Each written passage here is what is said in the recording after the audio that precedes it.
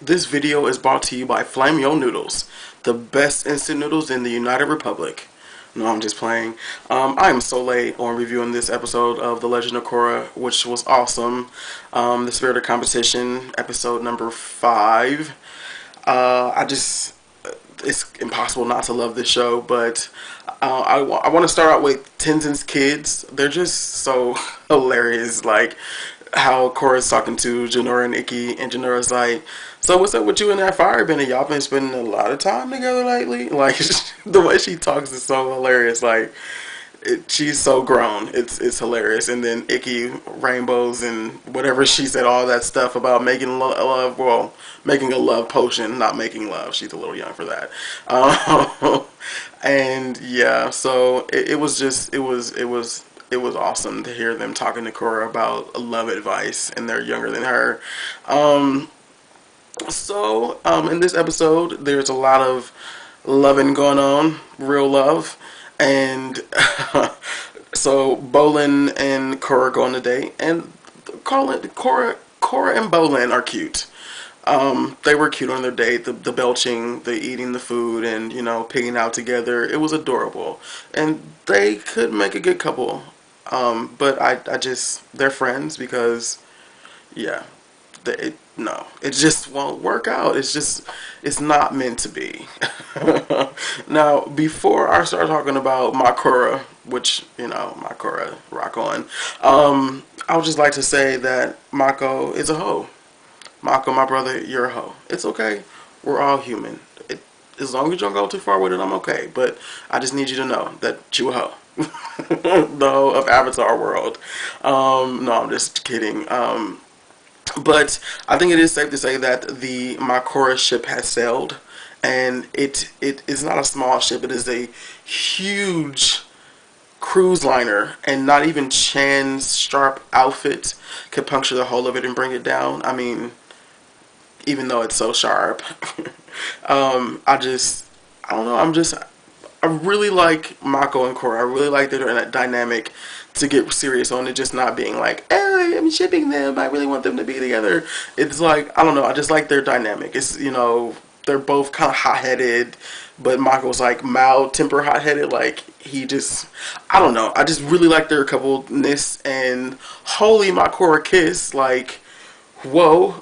Mako was into that kiss, which is why he's a hoe, because, yeah, it's just, I don't want to get too much on Makora, because I'm going to sound like a really big nerd. Yeah, moving on to the next thing I've written down. I'm sorry, I'm trying to keep myself on track. Let's talk love triangles and squares. Of course, the triangle in this episode is Pima and Tenzin, which everyone knows that Lin, Beifong, and Tenzin has something going on. Like, Lin, you're looking radiant as usual. There was no need for him to do all that. What's up, Lin? What'd it do? He didn't have to call her radiant. So, I'm pretty sure that Pima was like, you know what, Lin? I'm about to knock you out if you don't back up off my man. I was playing. And then the love square is in the episode, which is so not needed. Asami, Korra, Mako, and Bolin.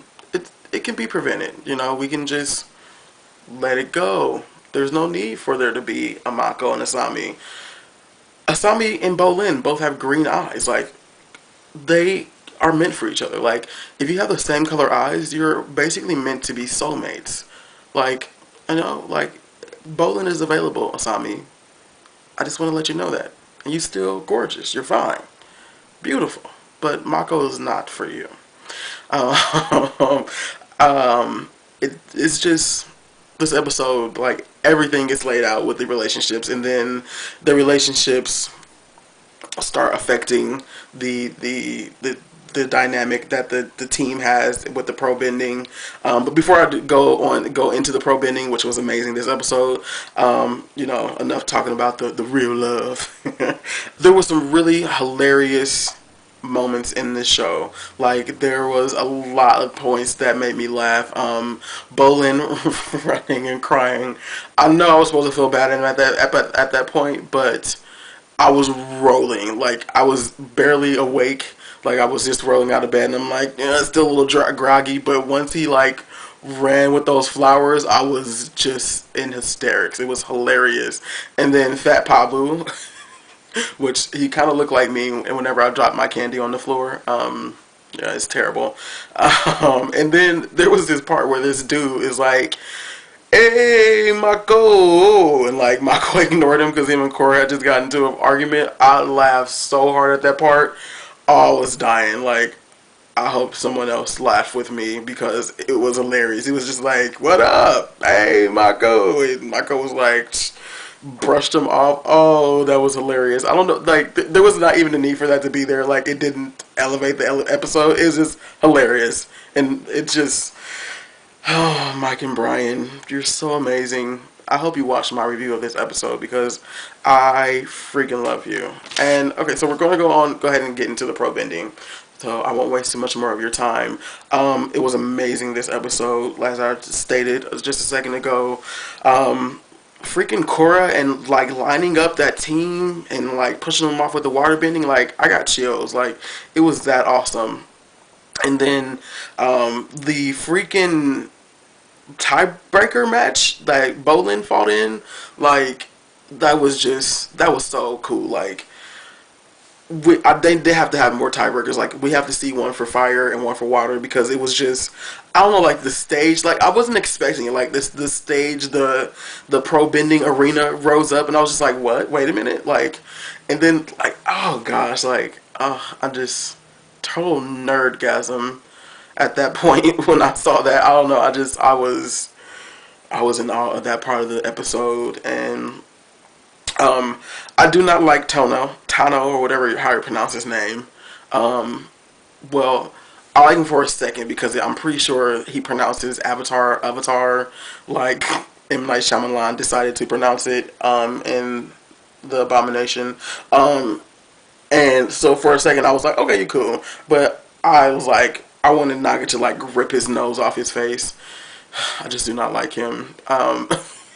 So I can't wait for the next episode. Unfortunately, it does look like in the previews that the pro bending is going to get cut short. Even though the episode is called "And the Winner Is," I'm pretty sure the winner is going to be theoretically Amon because he's going to rain on everybody's parade. So I'm really excited to see the next episode. I really love this episode. Bolin and Korra are cute, but Korra is where it's at, and I'm unwavering about that. Like, I will cause riots if it doesn't happen. Like, okay, I'm gonna stop now. Thank you so much for watching my videos. If you do, it means the world to me.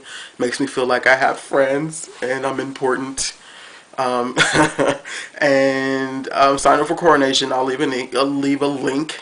I can't speak today. I'll leave a link in the description. Coronation is awesome.